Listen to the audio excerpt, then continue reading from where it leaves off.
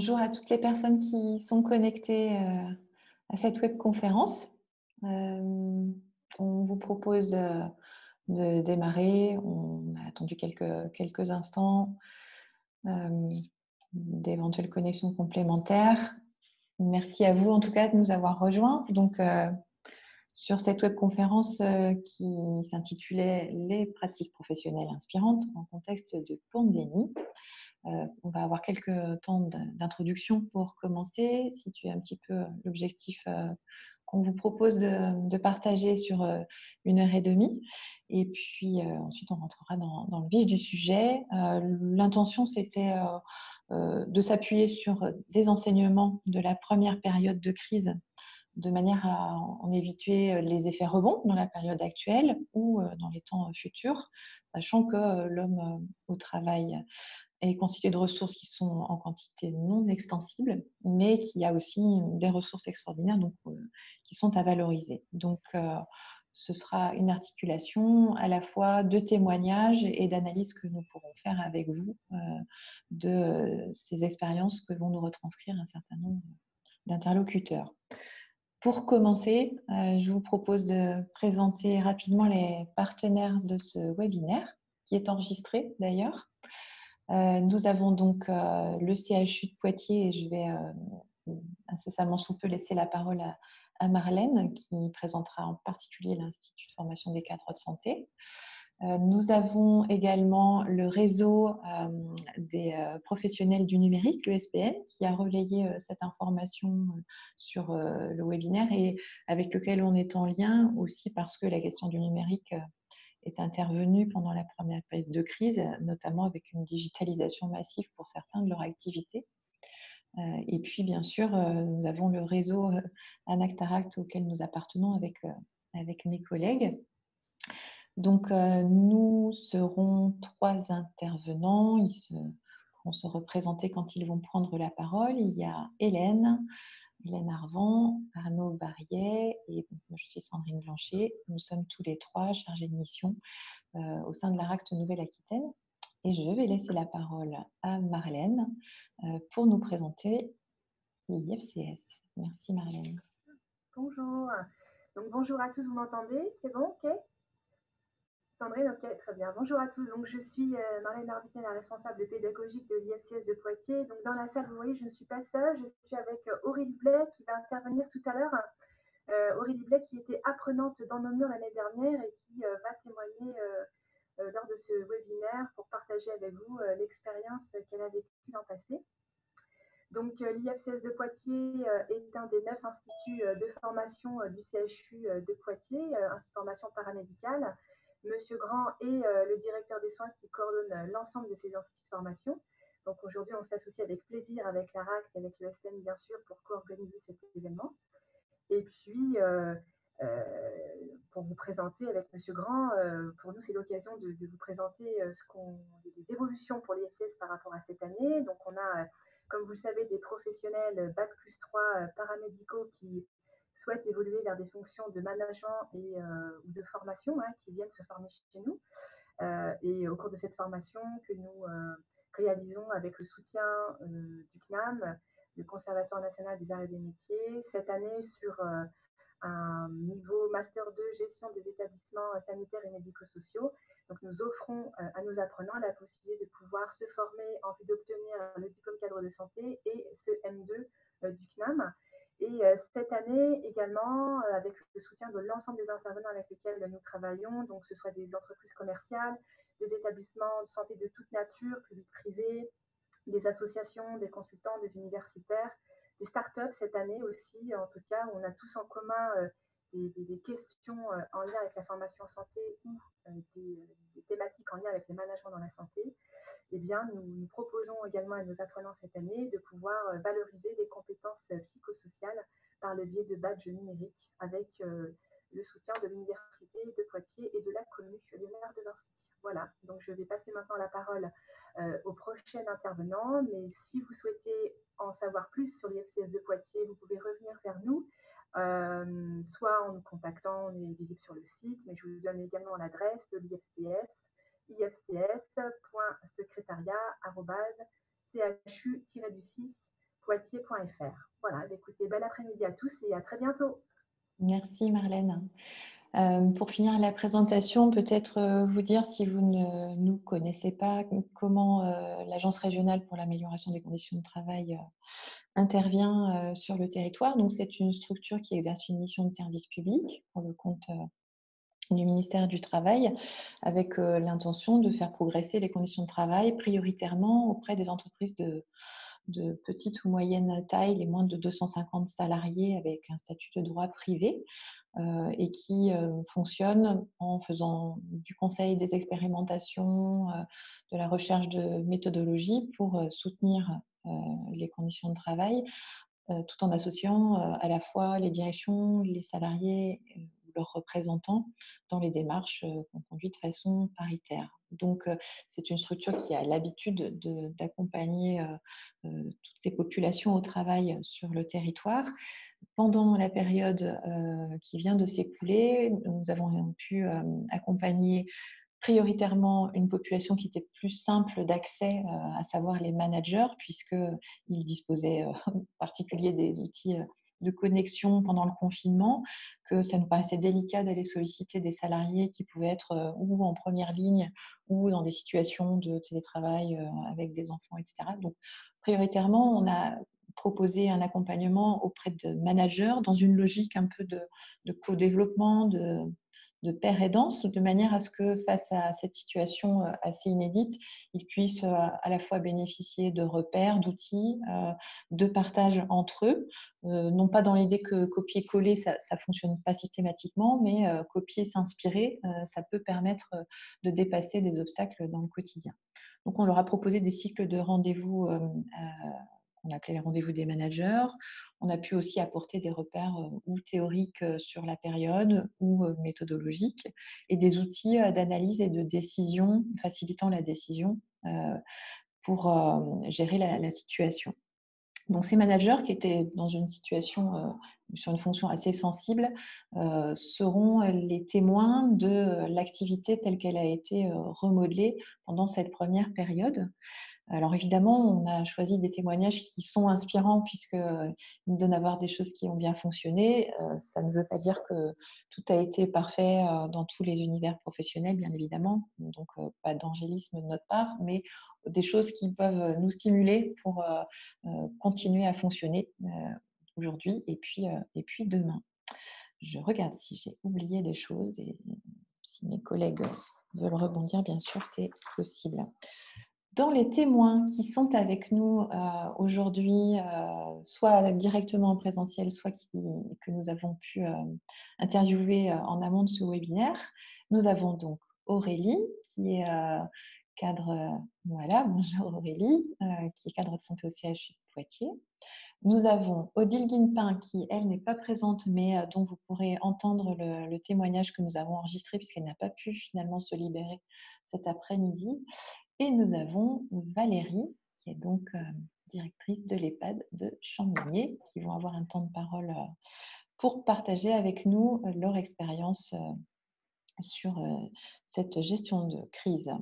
Et puis, bien sûr, on les remercie toutes les trois, et tous les autres participants qui étaient dans les accompagnements qu'on a d'ores et déjà pu mener au sein de nos structures, et avec qui on a pris beaucoup de plaisir à échanger sur les difficultés et comment on pouvait les surmonter ces dernières semaines, voire mois. En termes d'introduction, on vous propose de peut-être se redire entre nous que signifie la période dans laquelle nous nous situons, et puis comment les salariés et les agents qui s'y trouvent plongés peuvent s'exprimer sur cette période. Alors, ce qu'on a pu repérer à la fois dans la littérature sur les précédentes phases d'épidémie, et également sur les crises économiques qui ont pu avoir lieu dans les décennies qui se sont écoulées, c'est des choses qui peuvent s'apparenter à cette pandémie, en tout cas des phénomènes de stress inédit avec une anxiété de masse. Bien sûr, nous ne sommes pas tous touchés de manière identique puisqu'il y a une variabilité entre les individus. Donc, on n'est pas tous égaux sur un certain nombre de paramètres de nos vies. En revanche, nous étions globalement tous égaux mi-mars sur l'absence de repères face à une pandémie puisqu'il n'y avait jamais eu. Et que du coup, la notion d'expert s'est un peu estompée, personne n'ayant plus de savoir-faire pour gérer la situation qu'un autre.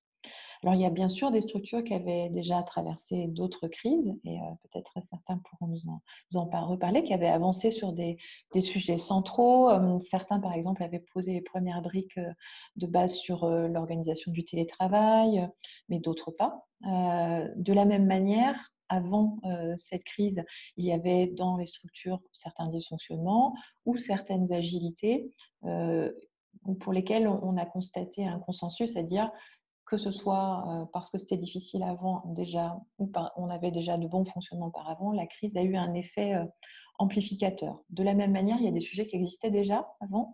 Par exemple, certaines entreprises avaient déjà une préoccupation sociétale, environnementale, d'emprise sur le territoire, la digitalisation, la surcharge informationnelle, tout ça, c'était des sujets qui étaient déjà présents. Et puis d'autres qui étaient déjà plus en retrait, par exemple la question du dialogue social et de comment l'investir pouvait déjà se poser dans certaines entreprises, la question de l'évaluation des risques et de la prévention comme étant l'affaire de tous, comment conduire des changements rapides, tous ces sujets-là étaient déjà présents aussi avant la crise. Mais la pandémie en a fait un objet plus manifeste, donc les a révélés avec une amplitude plus importante. Ce que disent les salariés, les agents de la période, on l'a recueilli sur un certain nombre de sondages d'opinion et d'enquêtes qui ont pu être menés par différents organismes. On peut retenir d'abord une crainte de la contamination qui concernait les 3/4 des salariés et agents interviewés, aux alentours de 70%. Presque la moitié, entre 40 et 50% de la population active estimait être en situation de détresse psychologique plus ou moins forte, évidemment, mais en tout cas en situation de déstabilisation sur le plan psychologique. Et puis, dans les sondages, des choses intéressantes aussi sont apparues sur les attentes que les salariés et agents pouvaient avoir par rapport à leur environnement de travail, à leur perspective d'avenir professionnel, notamment autour des questions du sens, de l'utilité de l'activité produite, mais aussi de l'articulation de projets personnels avec le projet professionnel, une meilleure articulation. Cette crise a pu révéler certains paramètres dans ces enquêtes autour des attentes que pouvaient avoir les salariés pour l'avenir. Ce qui forcément vient questionner des questions de management, puisque quand on a des salariés qui sont inquiets, qui peuvent être déstabilisés avec des attentes nouvelles et par ailleurs avec un système de contraintes important posé par la maîtrise de la contamination, eh bien, il faut réfléchir à comment on va pouvoir manager l'ensemble de l'activité. Donc, ce qu'on vous propose, et c'est donc Arnaud qui a pris la parole maintenant, c'est de partager quelques repères sur le sujet. Donc, merci Sandrine. Bonjour à tous. Donc, Arnaud Barillet, je suis chargé de mission à l'ARACT Nouvelle-Aquitaine. Effectivement, par rapport aux actions qui ont pu être mises en œuvre, pas seulement sur le vécu que les salariés ou les managers ont pu avoir vis-à-vis de la crise, mais si on se cantonne strictement au registre de l'action et de la transformation des organisations, des relations au travail, des modalités d'animation d'équipe, de comment on gère aussi les collectifs dans la répartition de la charge de travail. On peut lire tout ça à travers le prisme de ce qu'on appelle, nous, dans le réseau, la question du management du travail. Et vous allez voir que toutes les pratiques inspirantes qu'on a pu identifier au cours de la phase de confinement et de déconfinement et encore aujourd'hui, on peut répartir ou ventiler ces différentes mise en œuvre, prise de décision, prise d'action sur 3 registres, les registres qui composent ce qu'on appelle, nous, le management du travail. Alors, le management du travail se décompose aussi à travers ce qu'on pourrait appeler l'activité managériale, qui repose principalement sur 3 piliers. Le premier, à gauche, c'est celui du management des transformations et des changements. C'est tout ce qui va relever du registre de donner du sens et des perspectives à l'activité, pouvoir se projeter dans l'avenir, qu'on soit une entreprise commerciale avec la stratégie de développement d'un nouveau produit ou une entreprise de service pour faire évoluer la prise en charge d'un patient ou de clients. Donc, tout ce travail de réflexion et d'anticipation, je dirais, des activités, ça fait partie de l'activité managériale. Et vous allez voir comment ça a pris beaucoup de sens par rapport à l'activité et par rapport aux besoins des individus. On sait que la période de confinement et de déconfinement a été très propice à des interrogations quasi existentielles des salariés sur l'utilité de leur activité, le sens de leur activité. On va voir qu'il y a des choses à faire et des initiatives qui sont possibles pour engager une réflexion autour de ce champ-là, des transformations et des changements. Le troisième registre sur lequel on a pu constater des évolutions, c'est autour du management des individus et des collectifs. Est apparu aux yeux des managers quelque chose qui pouvait être un petit peu laissé de côté ou un peu secondaire, c'est la question des conditions d'existence des individus. La crise et le confinement a révélé le fait qu'on ne pouvait pas déconnecter un individu au travail de son contexte personnel. On l'a vu avec les enfants qui ont traversé les écrans des visioconférences pendant le confinement. Pas que les enfants, les chats aussi, tout, tout un tas d'êtres. Donc, cette question de la prise en compte des individus dans leur diversité est apparue comme quelque chose qu'il fallait travailler ou qu'il s'agissait de questionner en tout cas pendant cette période. Et ça a réinvité pour un certain nombre d'organisations à penser la manière dont on gère cet enjeu-là des individus et des collectifs au travail. Et puis le troisième pilier de ce qu'on appelle le management du travail, où là il y a eu des exemples assez nombreux d'actions mises en œuvre, c'est autour de l'organisation stricte du travail, donc la gestion des plannings, des rotations, des équipes, la ventilation de l'activité, le qui fait quoi. Donc ça a été aussi fortement chamboulé pendant le confinement et le déconfinement, avec des critères différents, hein, que ce soit le besoin d'activité ou les personnes disponibles pour réaliser l'activité, avec des personnes en situation parfois fragile. Donc, on a pu voir que toute cette partie d'organisation du travail, il a fallu que les managers et le management, quelque part, se réinventent un petit peu. Donc, je pense qu'on peut passer directement peut-être au zoom sur la question du management des transformations et des changements. Ça peut paraître un titre un peu pompeux, hein, mais c'est principalement pour évoquer comment un manager donne un peu de perspective à son équipe et anticipe peut-être certaines mutations.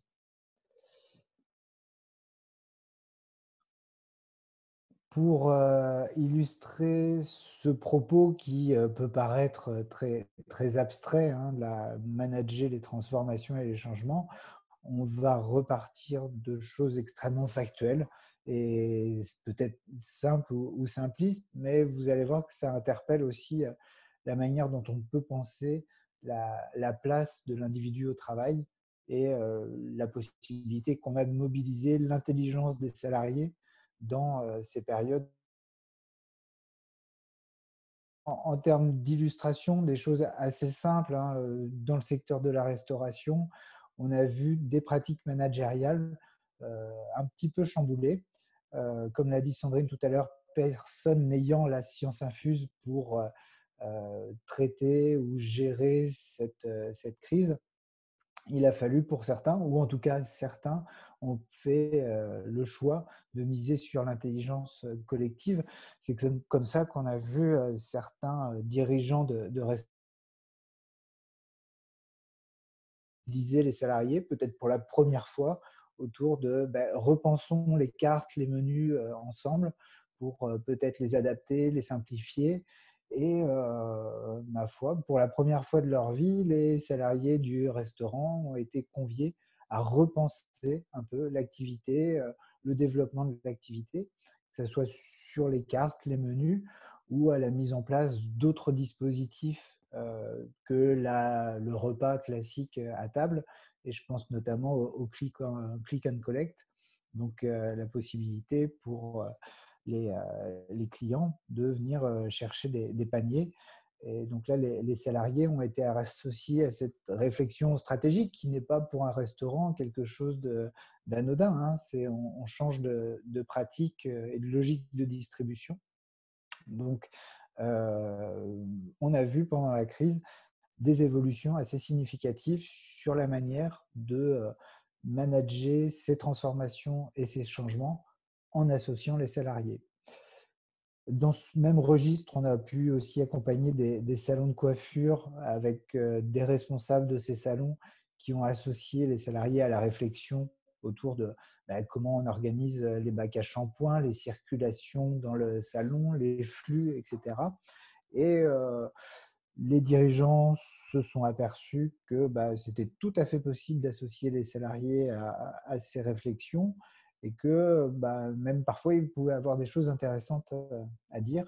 Et du côté des salariés, ça donnait aussi du sens à leur activité et à leur engagement dans la structure.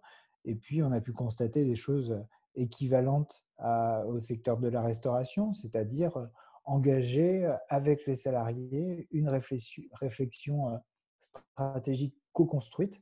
Ça a pu se manifester dans certains salons sur une évolution de l'offre, par exemple réaliser des prestations à domicile de coiffure. Donc, c'est pas là,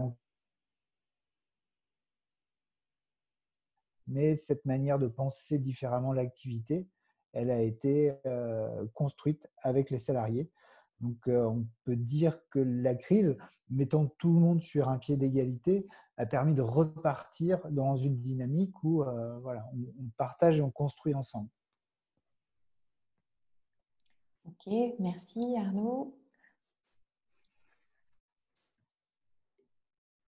Je vais prendre le relais pour vous présenter notre accompagnement et notre expérience du coup sur le management des transformations et des changements dans une PME que nous avons accompagnée, nous avions commencé à accompagner avant le confinement et que nous continuons à accompagner sur la mise en place du télétravail. Le télétravail s'est révélé en fait être le télétravail grandeur nature surtout s'est révélé être un accélérateur des transformations et de la modernisation de l'entreprise par la mise en place, comme beaucoup de structures ont connu, donc de la dématérialisation et l'évolution de certains process de travail qui du coup s'en sont trouvés simplifiés. Par l'utilisation des outils numériques où l'entreprise est allée très loin dans l'utilisation numérique pour vraiment permettre à tous les salariés de pouvoir travailler à distance et travailler en lien également avec le site, c'est-à-dire que les outils sont à la fois adaptables sur un travail à distance et sur un travail sur site.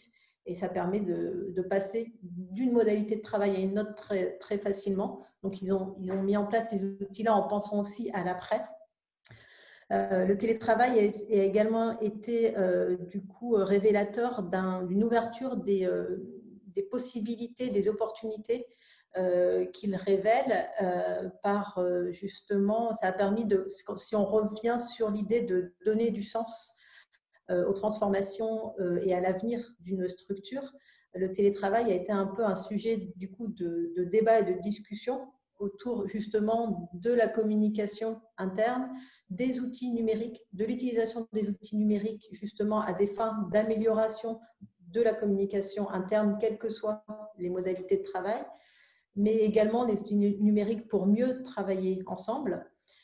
Donc, en fait, il s'est avéré que l'objet télétravail, les salariés se sont saisis de cet objet télétravail pour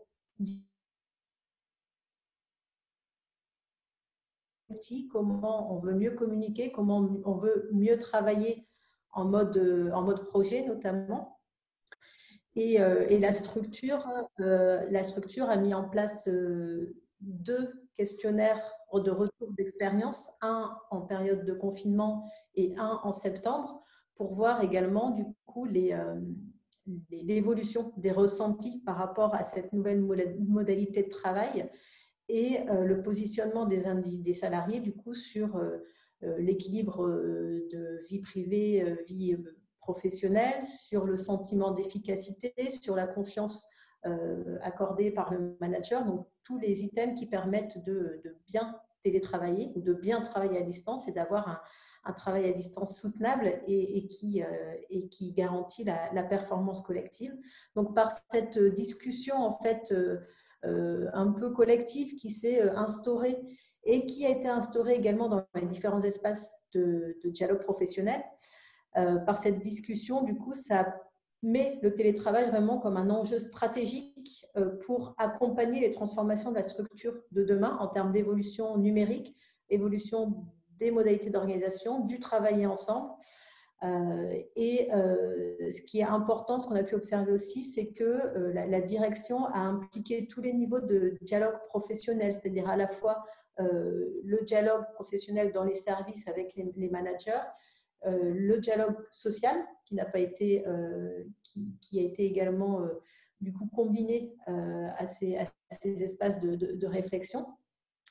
Et puis le dialogue professionnel directement avec le groupe de managers dans le cadre du CODIR. Ok, merci Hélène pour ce témoignage. Et ensuite, je vous propose qu'on donne la parole à Valérie, qui est donc avec nous aujourd'hui. On va peut-être enlever le partage d'écran pour que vous puissiez la voir. Valérie, il faut que vous activiez votre micro si vous ne l'avez pas déjà fait. Non, c'est bon. C'est fait. Très bien, super. Valérie, racontez-nous comment, de votre fonction, vous avez géré cette première période de crise sanitaire.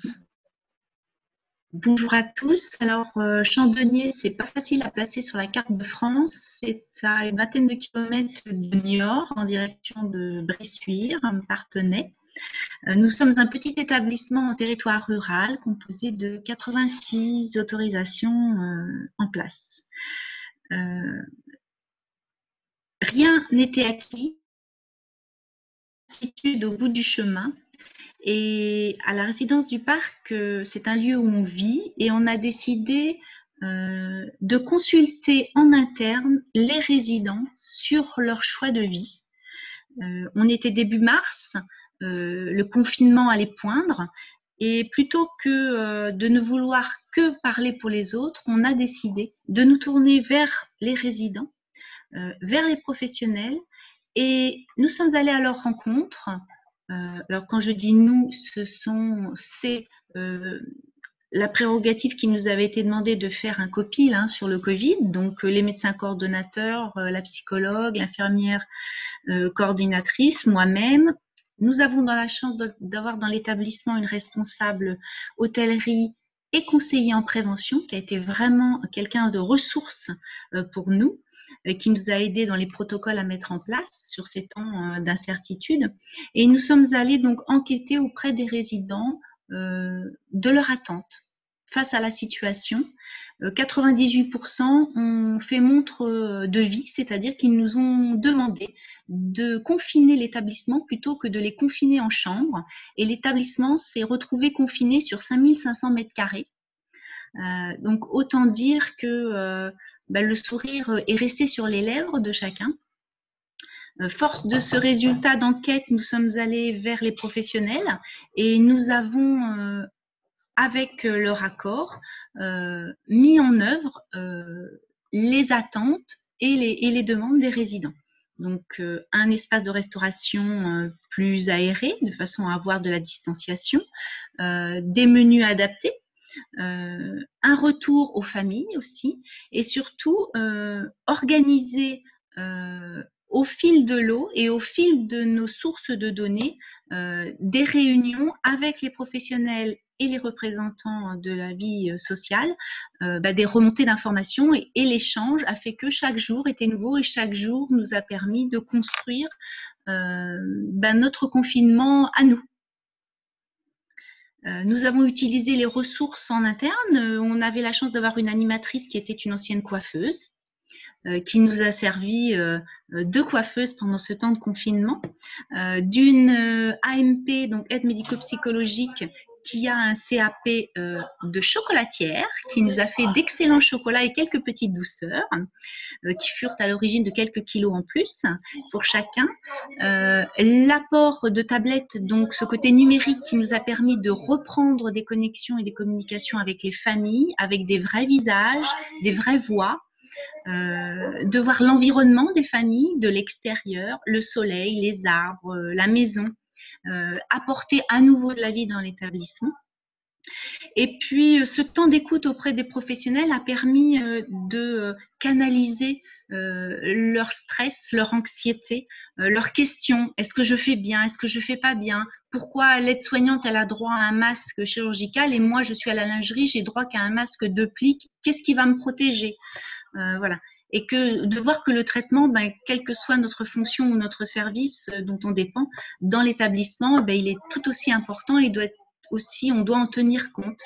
Et puis l'environnement extérieur, je dirais, où là on s'est aperçu qu'on était entouré d'acteurs qu'on n'avait jamais sollicités et puis qui se rappelaient à nous, un directeur de collège qui avait fait le plein de ses frigos en vue de la rentrée des élèves et qui se retrouvait avec de la nourriture en trop, à ne plus savoir qu'en faire, et nous, un établissement avec des fois des difficultés à être approvisionné et qui nous a ouvert ses frigos. On a la chance sur le territoire d'avoir une laiterie industrielle qui produit du lait en poudre à usage alimentaire pour les humains, qui nous a appelés pour nous fournir des surblouses, surchaussures, charlottes, etc. En se disant, nous, on a tout un stock, notre activité est réduite, pourquoi ne pas aider d'autres acteurs du territoire? Et ces liens ont perduré. On continue en tant qu'acteur du territoire maintenant à se rencontrer, alors aujourd'hui toujours par le biais de visioconférences, mais on l'espère bientôt de vive voix, et d'aller à la rencontre des autres professionnels aussi des établissements pour connaître aussi leur métier. Peut-être qu'on va se découvrir des atomes crochus et pouvoir construire des partenariats. Et je dirais, ça nous a aussi permis de nous reposer la question de l'accompagnement en EHPAD. Où en était le lien social? Où étaient les communications avec les familles? Est-ce qu'on n'était pas simplement de la prise en charge basique? Est-ce qu'aujourd'hui, on ne devait pas se reposer la question du positionnement de l'EHPAD dans ce parcours de vie pour la personne âgée? Où était notre place? Où était celle des familles et des autres acteurs? Voilà. Et donc, le confinement, je dirais, c'est plutôt bien passé pour tout le monde, puisque est revenu le temps des espaces de convivialité aménagés, où à nouveau on a pu recevoir tout doucement les familles et il y a sourire sur les visages lorsque les enfants ont pu revenir ou les proches parents ont pu revenir voir les résidents. Je pense qu'aujourd'hui, si on doit en tirer un premier retour d'expérience, je dirais que le fait d'avoir impliqué les professionnels et les résidents, et avoir été à l'écoute première de nos résidents, de l'ensemble de nos résidents, a fait que ce confinement a plutôt été bien vécu. Super, merci Valérie pour votre témoignage qui démontre bien que finalement, même dans un secteur d'activité considéré comme extrêmement contraint par la période, vous avez réussi à transformer et à faire des choix finalement stratégiques pour le fonctionnement de votre structure en vous appuyant sur effectivement le réseau des personnes qui sont autour de vous et qui peuvent se mobiliser sur comment faire en sorte que ça se passe le mieux possible pour chacun au quotidien. Et c'est aussi ce que démontrent les expériences qu'Arnaud et Hélène vous ont retranscrites dans d'autres secteurs d'activité. C'est donc pas forcément une question de secteur d'activité, d'être en première, en deuxième ligne, que de faire ces choix de transformation et de changement en associant toutes les parties prenantes. Et ça fonctionne pour les témoignages que vous nous avez retranscrits. Ben, je pense aussi qu'il y a le sens de la communication qu'on veut bien donner. On est resté ouvert aux recommandations, aux protocoles qui ont été mis en place, mais on ne l'a jamais fait dans une urgence vitale. On a toujours pris le soin de questionner d'abord le terrain avant de se lancer sur des recommandations qui peuvent des fois être abruptes et non comprises par les professionnels qui sont sur le terrain, qui voient au jour le jour ce qui se passe et qui se disent non mais là, c'est pas possible, je me mets en danger ou je mets en danger aussi ma famille. C'était important, parce qu'il ne fallait pas penser que résident, il fallait aussi penser, vous l'aviez dit très justement, l'environnement, la sphère privée des personnels de l'établissement qui eux aussi avaient d'inquiétudes, donc qu'il fallait rassurer aussi. Ça veut dire que vous avez joué le rôle d'articulation aussi en matière de communication sur comment vous réussirez à protéger suffisamment les équipes et les résidents, tout en tenant compte des recommandations ou des décisions prises dans votre secteur d'activité. Oui, tout à fait. Bien, merci Valérie. Vous restez avec nous jusqu'à Oui. la fin, je crois. On a prévu un temps de questions-réponses à la fin, donc vous pourrez re-questionner éventuellement Valérie sur son expérience tout à l'heure. Deuxième sphère du management du travail. Arnaud, raconte-nous comment on manage l'activité de travail côté organisation. Merci. Donc là, on va redescendre sur un niveau peut-être moins stratégique et puis peut-être un peu plus terre à terre avant d'aborder les questions strictement de management des individus et des collectifs. Il y a un niveau intermédiaire qu'on peut qualifier d'organisation du travail. Et on va voir que, comme ça a été évoqué à l'instant, la notion de première ligne, deuxième ligne, elle peut être aussi managée, organisée, elle est très dépendante des dispositions dans lesquelles peuvent se trouver les organisations de travail ou les individus. Donc là, on est bien dans le registre de comment un manager ou une entreprise ou un dirigeant d'une TPE va pouvoir avoir des marges de manœuvre pour organiser différemment son activité ou pas. Organiser les plannings, gérer les imprévus, gérer les remplacements, etc. etc. Donc, pour rentrer tout de suite dans le concret, ce qu'on vous propose, c'est de vous livrer l'expérience d'une collectivité territoriale des Deux-Sèvres où il s'est posé la question pendant la phase au tout début du déconfinement de qu'est-ce qu'on allait faire des maîtres nageurs, des responsables de la salle de spectacle de la commune, alors qu'il y avait une très très longue file d'attente devant la déchetterie. Et on s'est aperçu, parce qu'on en a accompagné plusieurs, que pour certaines, c'était une évidence que les maîtres nageurs allaient peut-être changer de vêtements et puis de casquettes et enfiler d'autres tenues professionnelles pour aller aider les petits camarades en déchetterie, que le responsable de la salle de spectacle allait aussi aider les camarades en déchetterie pour relever le défi d'absorber ces longues files d'attente qu'il y avait eu. Et dans d'autres collectivités, parce que les personnes restaient cantonnées à leur fiche de poste, mais parce que l'organisation courante du travail était pensée comme ça, là, on a pu constater des gros écarts entre des personnes en première ligne et des personnes qui restaient en deuxième ligne, des personnes qui aujourd'hui nourrissent une certaine forme de rancœur ou d'opposition, en tout cas sur le registre. Moi, à la déchetterie, j'ai beaucoup travaillé à ce moment-là, et pendant que toi, tu étais bien tranquille à la maison, que ce soit par choix ou non d'ailleurs. Donc, pendant cette période de confinement et de déconfinement, on a pu voir que les enjeux d'organisation du travail ont permis à certaines organisations de s'en sortir parfois beaucoup mieux que d'autres, je dirais pendant et encore aujourd'hui. Mais par contre, il y a le pendant, il y a le aujourd'hui et il y a le avant. Le avant, c'est s'il y a eu de la polyvalence possible à un moment, c'est que l'organisation du travail, le management du travail a favorisé à un moment cette polyvalence versus les organisations où c'est pas sur ta fiche de poste, tu n'y vas pas, avec des choses extrêmement cloisonnées qui peuvent être parfois le fruit de l'histoire. Hein, mais en tout cas, le constat a été le suivant, c'est que pendant la période de déconfinement, il n'y a pas eu d'entraide ou très peu et que les collectifs sont restés chacun de leur côté. Donc, je dirais que la capacité que certaines structures, certaines organisations ont eu à rebondir, elle est quand même dépendante de tout un travail de fond autour de comment collectivement on pense l'organisation du travail, les coopérations, etc. Donc, ce qui a été valable ici, ça a été valable sur d'autres sujets, d'autres registres, d'autres secteurs d'activité, et on y reviendra assez rapidement.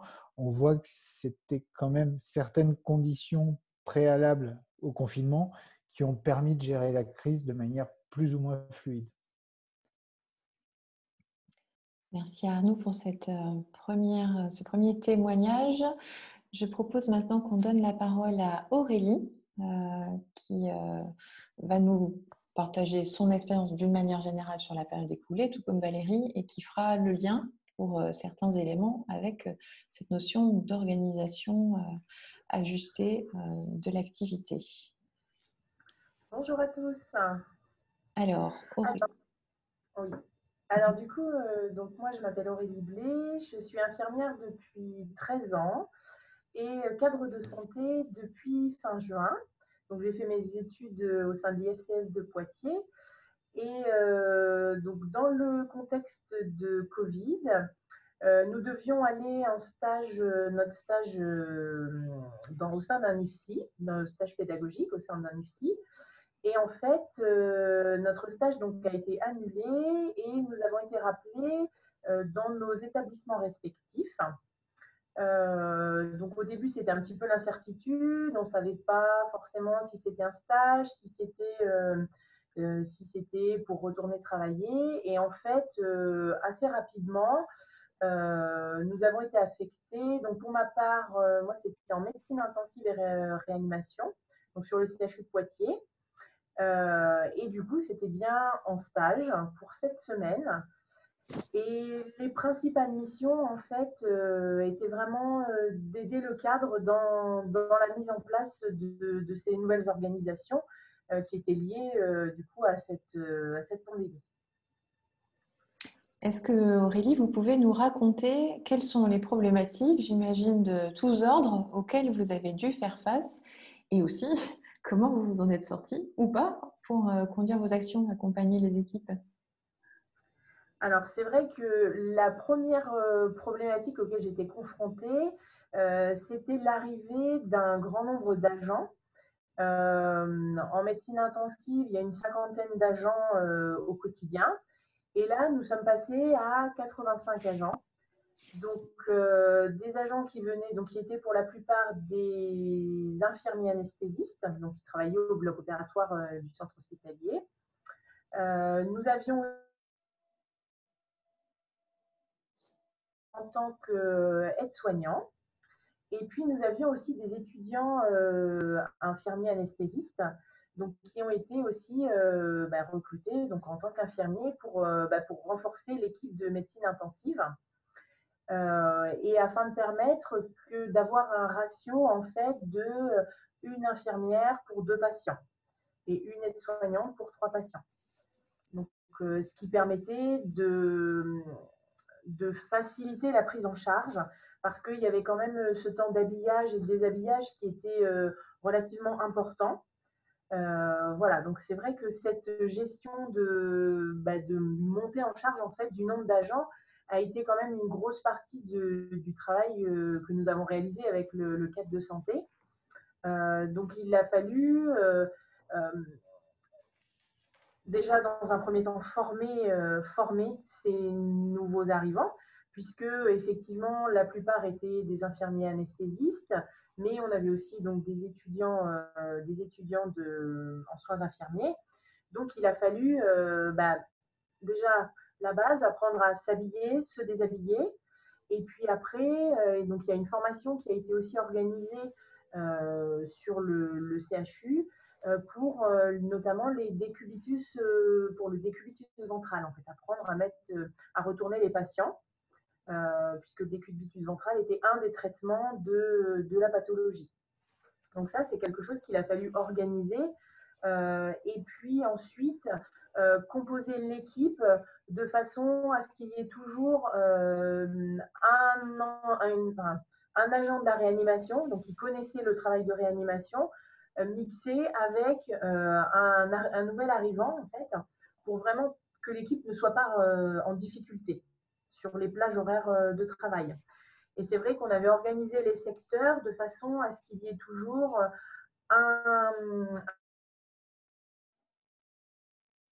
un nouvel arrivant, un autre agent de la médecine intensive. Comme ça, si le nouvel arrivant avait des questions à poser sur la prise en charge, et bien c'était plus facile puisqu'il était entouré quand même de 2 personnes qui avaient l'habitude de travailler dans ce service. Voilà, ça c'était vraiment apprendre à organiser vraiment le planning de façon à ne mettre personne en difficulté. Ce qui fait que finalement, vous vous êtes retrouvé à gérer les emplois et les compétences disponibles telles qu'elles se présentaient en les associant les unes avec les autres, Oui. Ce qui, j'imagine, permettait de rassurer ceux qui étaient inquiets, d'échanger avec soit un père, soit avec quelqu'un d'un autre métier, que de partager collectivement, ça permet de trouver des réponses. Tout à fait. Et puis, ça a vraiment été important pour les étudiants en soins infirmiers qui ont vraiment, qui appréhendaient aussi vraiment, et je crois que tous les agents qui sont arrivés dans ce service appréhendaient, et d'une, la pathologie,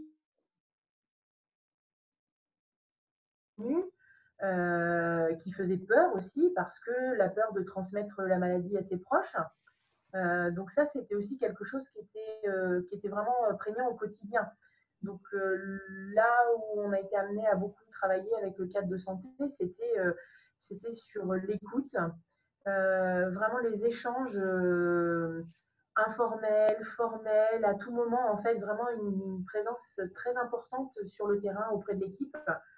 Et je pense que ça a permis déjà de dédramatiser la situation tout de suite, de voir aussi que tout était fait pour que les agents soient en sécurité. Et ça, c'est vrai qu'au niveau du matériel, on a manqué de peu de choses. En fait, il y avait des réorganisations constantes. Voilà, tous les jours, il y avait des liens avec les différentes directions qui approvisionnaient les services en fonction de la consommation. Voilà, il y a eu vraiment une mutualisation des moyens qui était, je trouve, très intéressante dans cette situation-là. Parce que cette mutualisation des moyens fait que les agents étaient aussi rassurés parce qu'ils savaient qu'on ne les oubliait pas et qu'on faisait en sorte que toutes les protections nécessaires soient mises à leur disposition. Et c'est vrai que le fait de communiquer sur tout ça a permis de faire diminuer les tensions et puis alors rassurer, je ne sais pas, mais du moins pouvoir avancer plus sereinement. Oui, c'est-à-dire que se donner ces temps-là d'écoute, dont on peut se dire c'est peut-être pas le moment de consommer du temps à se parler, finalement viennent quand même régler les problèmes de l'activité et les craintes de contamination, etc. Je me souviens quand on a préparé cet échange, vous m'aviez parlé de la gestion des plannings. Est-ce que vous pourriez nous raconter comment ça fonctionnait? Et peut-être ça fonctionne encore aujourd'hui, je ne sais pas. Donc en fait, les plannings, quasiment, moi quand je suis arrivée en stage, en fait, je suis arrivée 3 jours après le début en fait de la mise en place du processus. Donc, les agents ont été accueillis, ils ont eu un temps de formation, donc avec les agents qui étaient présents de médecine intensive, hein, donc ils ont eu un temps de formation, donc il a fallu les doubler. Voilà, et puis ensuite, ça a été vraiment…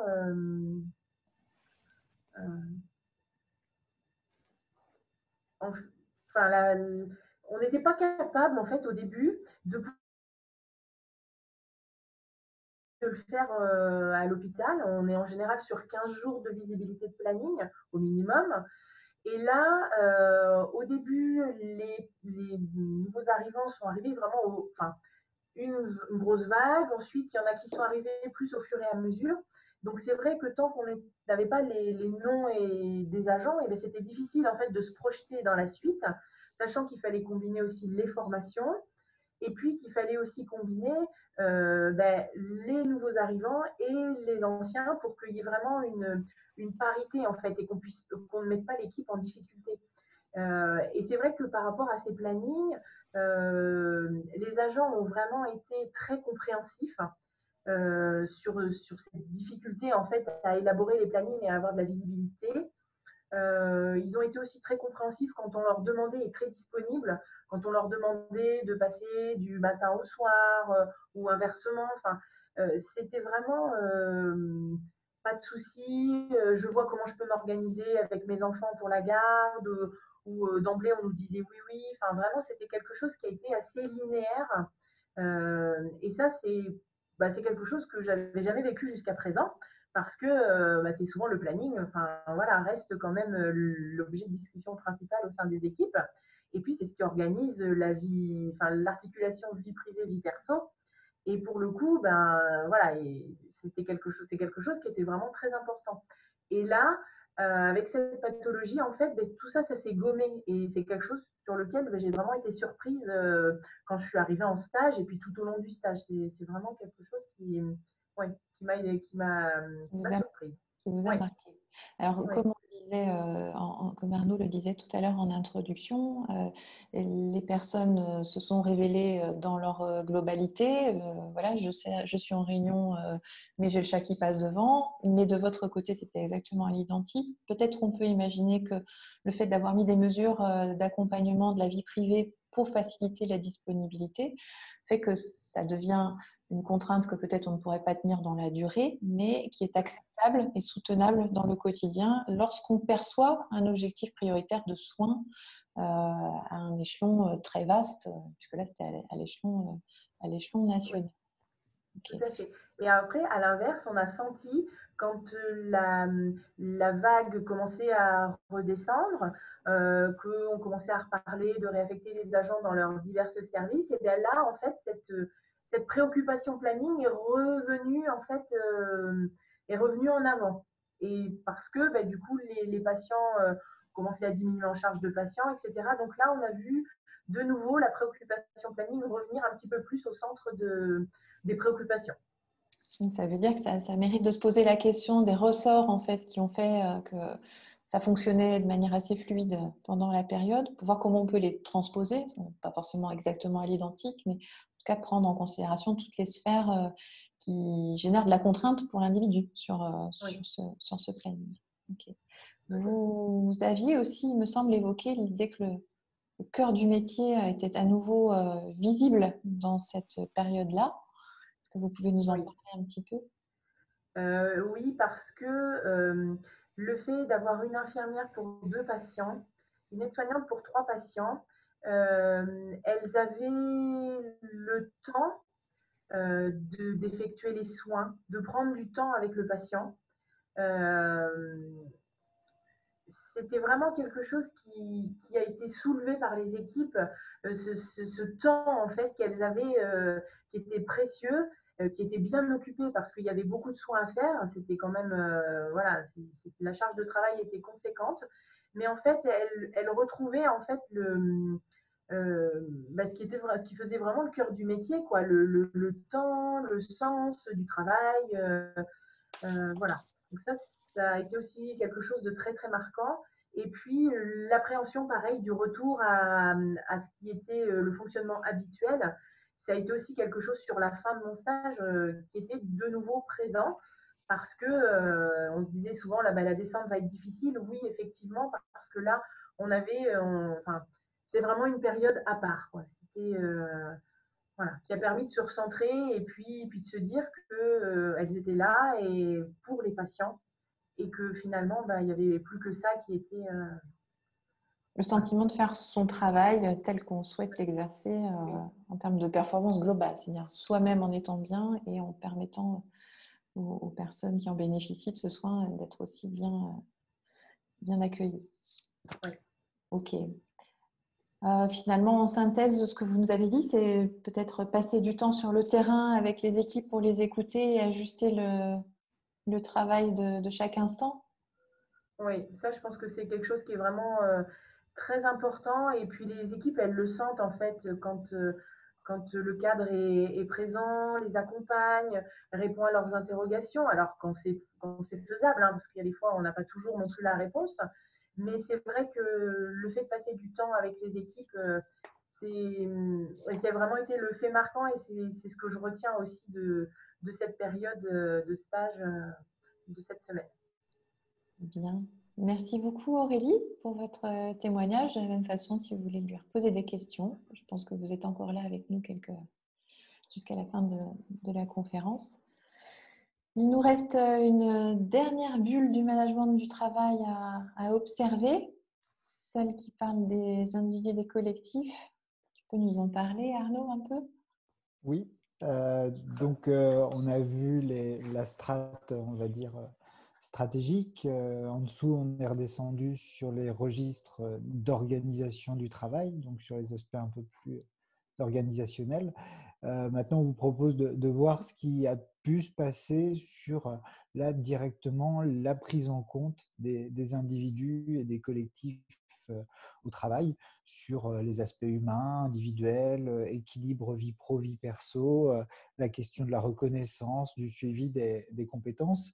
Et pour ça, on vous propose encore quelques illustrations avec peut-être pour commencer ce qu'on a pu constater dans l'accompagnement de quelques EHPAD, et notamment un où on a vu que la directrice, pour suivre ces questions de vécu au travail, a spontanément mis en place un système de sondage pour suivre en direct, je dirais, prendre le pouls des professionnels pour voir comment les choses allaient de leur côté et au besoin déclencher des actions voilà, pour se parler de ce qui va, ce qui ne va pas.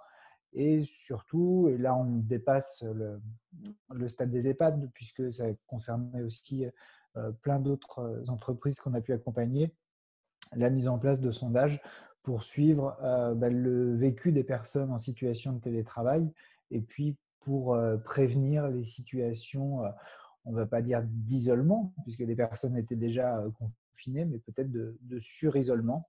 Je pense notamment aussi à un exemple dans un autre EHPAD où sur les enjeux de santé, sécurité au travail, pour faire passer les messages, la directrice a mis en place un système de quiz.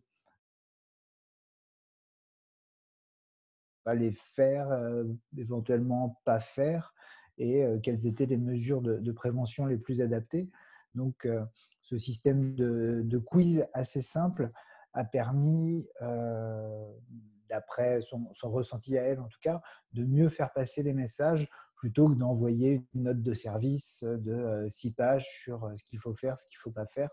Donc, elle a su rendre un peu les enjeux de management des individus sur les aspects santé et sécurité au travail. En tout cas, rendre les aspects de communication un peu plus attrayants, on va dire.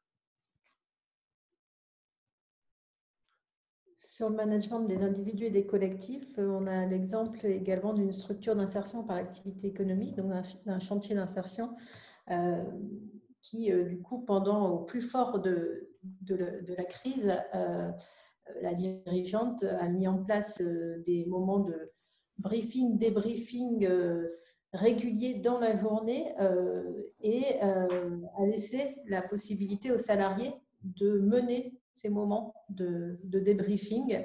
Nous, on a appelé du débriefing tournant pour permettre justement de recueillir l'avis en situation de travail de chaque salarié.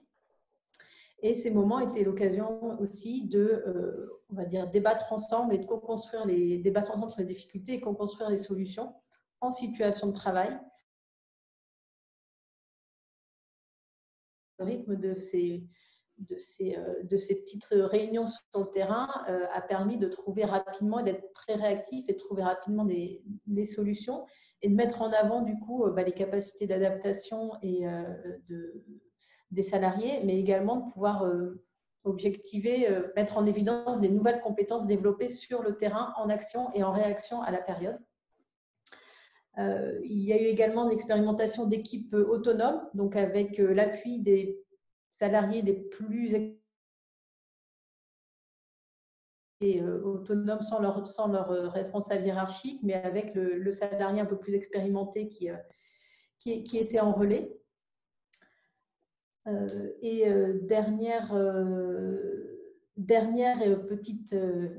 Petit exemple aussi qui a été mis en place pour la valorisation des compétences.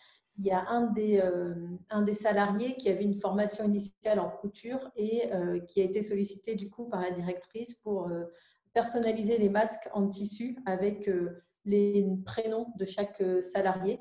Donc, c'était une manière aussi de reconnaître la formation initiale et les compétences un peu atypiques de ce salarié. Bien, merci Hélène. On peut peut-être remettre le partage. Il nous reste un témoignage qui est celui d'Odile, donc qui n'a malheureusement pas pu se joindre à nous pour la conférence. Aujourd'hui, elle est formatrice à l'EFSI de Châteauroux.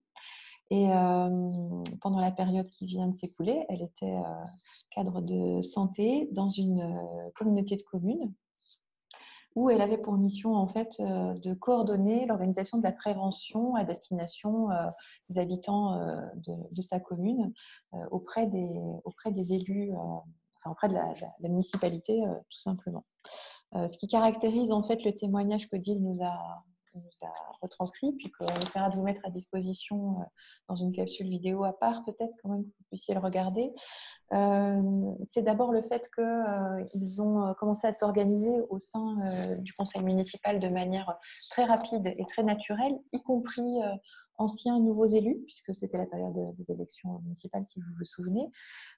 Tous les freins qui auraient pu exister auparavant ont disparu autour d'un objectif commun qu'ils se sont fixés ensemble, à savoir limiter la contamination et l'apparition de la maladie sur prioritairement les publics les plus vulnérables. Donc, partant de cet objectif qui était clairement partagé, ils ont parfois fait fi des process habituels qui sont propres à une collectivité territoriale. Ils sont passés plutôt sur des boucles courtes de décisions et ils ont aussi travaillé à ISO moyens puisqu'ils n'avaient pas de complément de moyens pour s'organiser. Donc, ils ont mis en place un certain nombre d'initiatives. C'est assez impressionnant quand vous pourrez regarder cette vidéo. Ça passe par d'abord la reconnaissance des auxiliaires de vie, avec la mise à disposition d'une formation spécifique et puis la dotation en matériel pour ne pas être contaminés dans leurs interventions, en se mettant en lien avec les infirmières libérales. Ils ont bien sûr, comme un certain nombre de collectivités, fabriqué des masques en mobilisant les compétences disponibles, ce qui a permis, comme on l'a déjà vu dans d'autres témoignages, de révéler un certain nombre de talents et d'initiatives parce qu'il y avait un climat de confiance entre les individus. Ils ont sollicité des partenaires du territoire, par exemple pour mettre à disposition les moyens de se laver les mains avant de rentrer à son domicile, donc en faisant appel aux 2 plombiers de leur commune, ce qui a finalement été profitable à toutes les parties, à la fois les bénéficiaires, mais aussi les plombiers qui n'ont pas forcément facturé cette prestation dans un premier temps, mais en se disant de toute façon, c'est aussi une façon pour nous de se faire connaître sur le territoire et on est heureux de contribuer à cet effort de solidarité. Ils ont mis en place des services de livraison de courses à domicile, des téléconsultations où là, ils ont dû expérimenter un certain nombre d'outils qui ne fonctionnaient pas et assez vite, ils se sont retournés vers un outil simple pour être efficace de manière à ce que les médecins ne soient pas eux-mêmes exposés et puissent continuer à exercer leur métier. Sur la base de toutes ces initiatives, ce qu'Odile a retenu en fait de cette expérience dans cette commune, c'est à la fois la capacité d'un groupe avec des provenances très différentes de s'organiser de manière très rapide, comme vous l'avez déjà retranscrit Aurélie tout à l'heure et dans d'autres témoignages. C'est aussi le fait d'un leadership apaisant, puisqu'elle signale que le maire faisait en sorte à la fois de rassurer les personnes inquiètes, mais aussi de canaliser les éventuelles difficultés qui pourraient se manifester dans les relations. Et puis, la capacité aussi d'innover, de créer des choses, malgré un système qui parfois était un peu contraint au départ, de réussir à faire en sorte qu'on aborde le sujet sous plein d'angles différents. Et puis, le retour d'expérience qu'ils en ont fait sur la semaine qui vient de s'écouler, c'est que cette expérience leur a appris et leur a donné envie d'anticiper davantage dans des périodes qui ne seront pas des pandémies, souhaitons-le, bien évidemment, mais d'autres périodes de crise. Elles pensaient notamment à la canicule, à des choses comme ça. Et donc, ils ont commencé à identifier des actions pour sensibiliser la population à une culture de prévention un peu générale qui permettra à tout le monde d'être mieux armé face à d'autres situations d'un autre ordre. Et ils se donnent la possibilité d'essayer sans savoir non plus encore quelle envergure ça pourra prendre. Donc un témoignage intéressant qui insistait sur le volet collectif, la mobilisation collective à l'échelle d'une commune, à la fois avec des habitants, des élus, mais aussi des partenaires du territoire pour faire face à la prévention dans la collectivité territoriale. Voilà, j'espère ne pas avoir trahi son témoignage et on essaiera de vous mettre à disposition la vidéo dans des conditions plus satisfaisantes. En tout cas, merci à elle d'avoir pris le temps d'enregistrer ce témoignage. Bien. Nous avons donc balayé l'ensemble des sphères qui permettent de manager le travail, mais dans un contexte particulier. Alors finalement, si on veut synthétiser un petit peu tout ça, est-ce qu'on peut dire que la qualité de vie au travail, c'est notre acronyme chez nous, la QVT, et la crise font bon ou mauvais ménage? On va poser cette difficile question à Arnaud pour voir s'il peut nous éclairer. Alors, en propos, on va dire, propédeutique, qu'est-ce qu'on entend par la qualité de vie au travail pour voir si les effets de la crise réciproquent sur ces enjeux-là. Donc, c'est tout simplement disposer d'un environnement de travail étayant qui soit soutenant pour le travail en lui-même, pour pouvoir faire un travail de qualité. C'est bien sûr la possibilité de s'exprimer sur son travail et de pouvoir agir sur son travail. Alors, regardons avec la diapositive suivante ce que ça donne sur les effets sur le fonctionnement des organisations avec une enquête qui a été menée par Blixo la crise de comment ça se passe dans les entreprises avec deux catégories d'entreprises. La catégorie A, les entreprises qui n'ont pas fait grand-chose en termes de qualité de vie au travail, et la catégorie B sur les entreprises déjà engagées sur ces questions-là.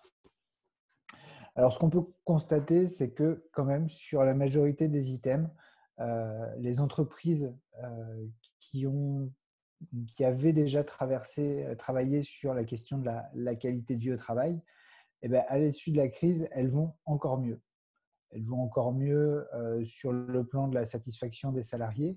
Elles vont encore mieux, là c'est un extrait, mais aussi sur d'autres registres, Donc, on a vraiment eu un effet révélateur de la crise sur le fonctionnement des entreprises, avec des entreprises peu engagées sur la qualité de vie au travail où ça s'est dégradé, et des entreprises engagées sur la qualité de vie au travail où ça a continué de s'améliorer.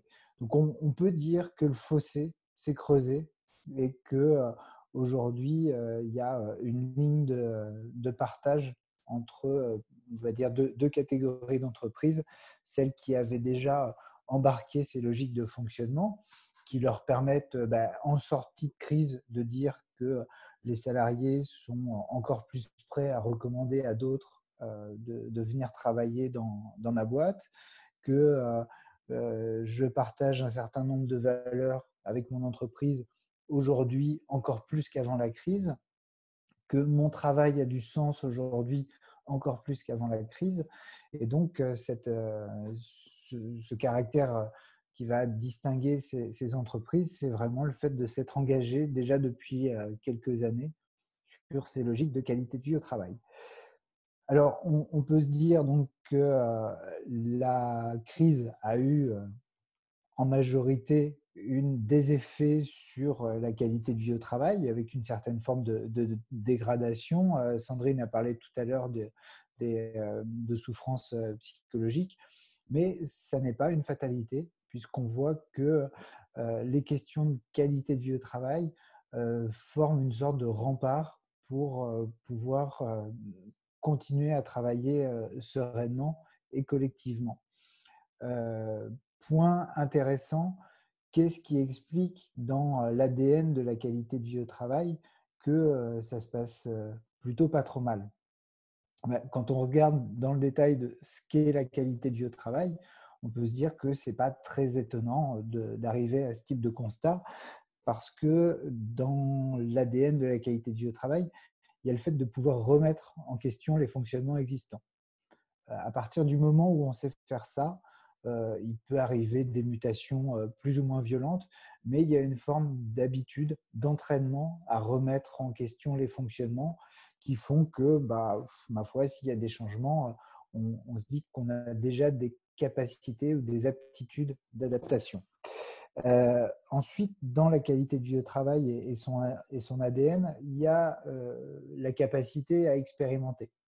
C'est-à-dire qu'il y a une crise, on va expérimenter un mode de fonctionnement, et puis si ça ne marche pas, on ajuste par un principe d'essai-erreur. Et il y a un autre déterminant de la qualité de vie au travail qui explique les résultats qu'on a sous les yeux, c'est la capacité à prendre en compte les situations individuelles. On l'a vu dans les divers exemples qu'on a présentés, dans toutes les entreprises, il y a quand même une préoccupation de prendre en compte les individus, et je dirais que les entreprises déjà musclées sur ce registre, ma foi, elles ont poursuivi et elles ont malgré tout sauvegardé le capital humain et la ressource humaine, avec une confiance aussi renforcée entre l'individu et son entreprise, et la capacité qu'a son entreprise à prendre en compte qui il est de manière globale, avec ses enjeux de santé, son équilibre vie pro, vie perso, les gamins qui passent devant l'écran pendant la visioconférence, mais c'est pas grave, etc., etc. Donc voilà, tout ça pour dire que la crise a eu des effets sur la qualité de vie au travail, mais la qualité de vie au travail a aussi eu des effets sur la capacité des entreprises à gérer, et des collectifs à gérer la crise. Merci Arnaud. Il nous reste quelques minutes pour à la fois échanger avec vous. On a la possibilité de vous présenter un dispositif qui peut venir renforcer les accompagnements ou être des accompagnements à part entière dans les structures qui en éprouvent le besoin. Hélène va vous présenter ce dispositif qui s'appelle Objectif Reprise.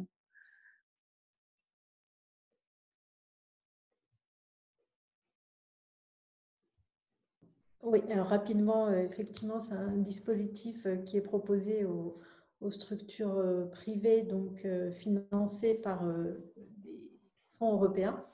donc, pour accompagner les entreprises et associations sur, on va dire, une reprise durable, donc pour apporter un appui pour passer le cap et s'inscrire sur la durée pour améliorer les conditions de travail. Donc, le dispositif est proposé en 3 étapes, 3 possibilités. Donc, avec une première étape qui vous permet, par le biais d'un questionnaire, en fait, de faire le point sur différents axes autour du management du travail, de l'organisation du travail, des relations, du dialogue social, de l'organisation de demain.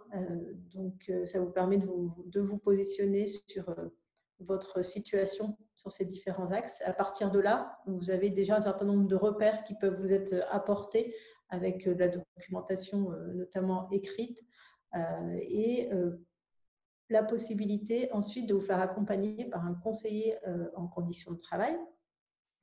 Donc, pour essayer d'élaborer, d'analyser précisément le besoin de votre structure et de pouvoir élaborer un parcours d'accompagnement qui serait soit un accompagnement individuel, soit un accompagnement collectif en interstructure, interfilière, interentreprise,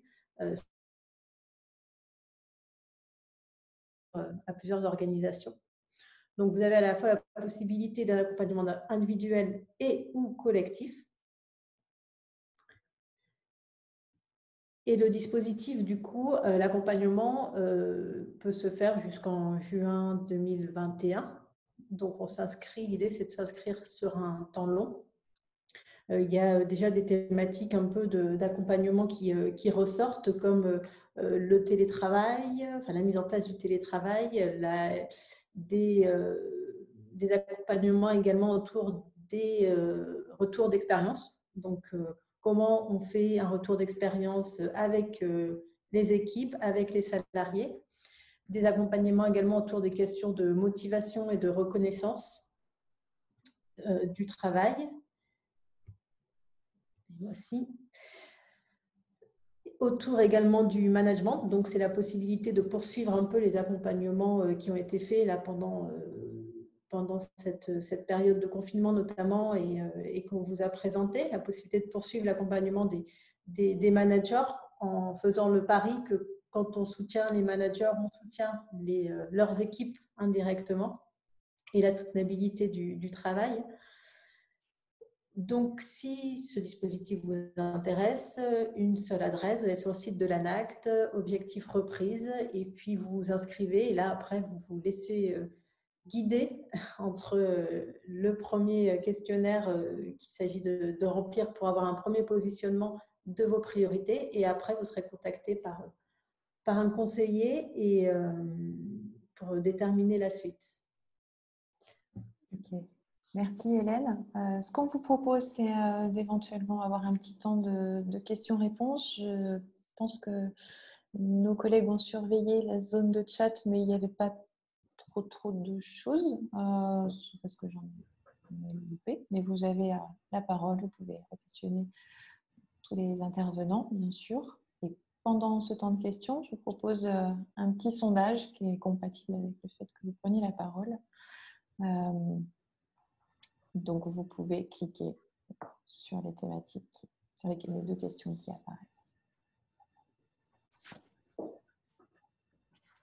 Il y a Damien qui nous posait la question d'un quiz qui aurait été administré au CHU de Poitiers. Je n'ai pour ma part pas de réponse à cette question, notamment sur le fait qu'il y ait eu un retour institutionnel. Alors, c'est vrai qu'on ne maîtrise pas forcément le fonctionnement interne du CHU en particulier. Concernant Objectif Reprise, j'ai une question. Cela est-il valable pour un établissement rattaché à un groupe privé, mais autonome dans ses choix de projet à mettre en œuvre? Alors oui, il y a des conditions pour bénéficier de ce dispositif, enfin pour bénéficier de la gratuité. Bien sûr, on peut vous accompagner, ça c'est pas la question, mais pour bénéficier de sa gratuité avec les fonds sociaux européens, en fait, il faut que l'établissement ait une autonomie et voilà, soit véritablement un centre de profit à part entière avec ses propres marges de manœuvre, effectivement, pour faire ses choix d'orientation, etc. Mais voilà, même si vous appartenez à un groupe, ça reste possible. Plutôt des structures de moins de 250 salariés, par contre, puisqu'on considère que les autres ont des moyens différents pour faire face à la situation. Je vous partage les résultats du vote en attendant peut-être d'autres questions. Voilà comment vous vous êtes positionné sur les thématiques. Une question de Jérôme, peut-être plus pour vous, peut-être. Enfin, c'est une remarque. Si tu vois, Sandrine, il y a une remarque quant à l'intérêt de la composition de groupes dits cellules de crise ayant comme intérêt de composer avec des avis divers et de prendre en considération chaque catégorie professionnelle. De votre point de vue, qu'est-ce que vous auriez à en dire?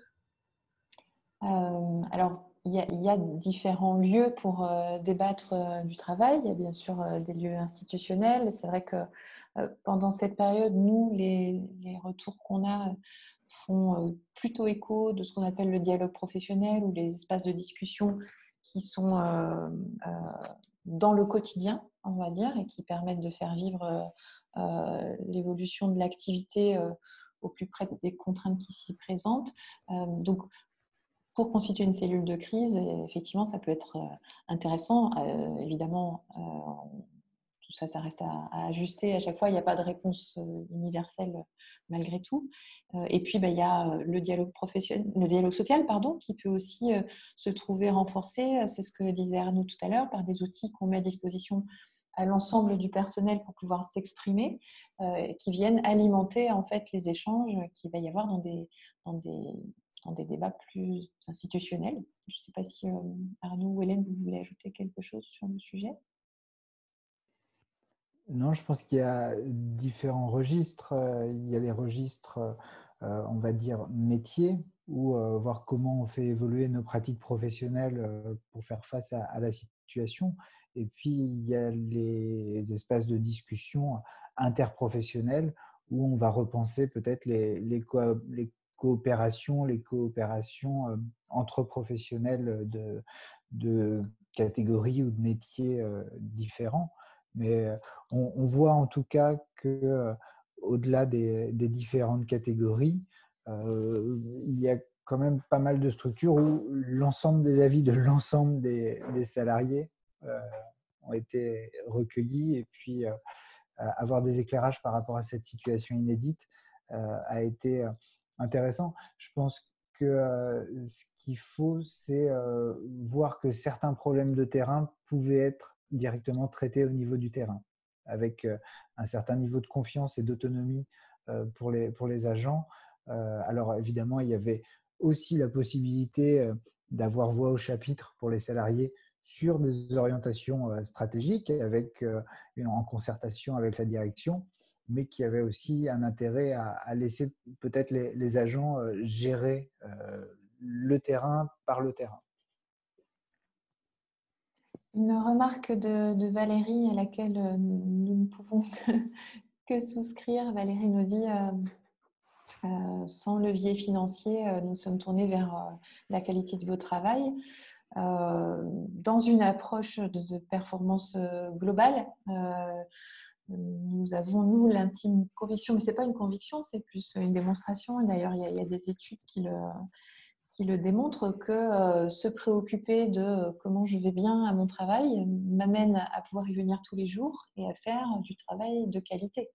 Donc finalement, se tourner vers la qualité du travail, c'est aussi répondre à des enjeux financiers, c'est-à-dire que les conditions de travail vont plutôt contribuer à être constructrices ou maintien d'une bonne santé globale, plutôt que venir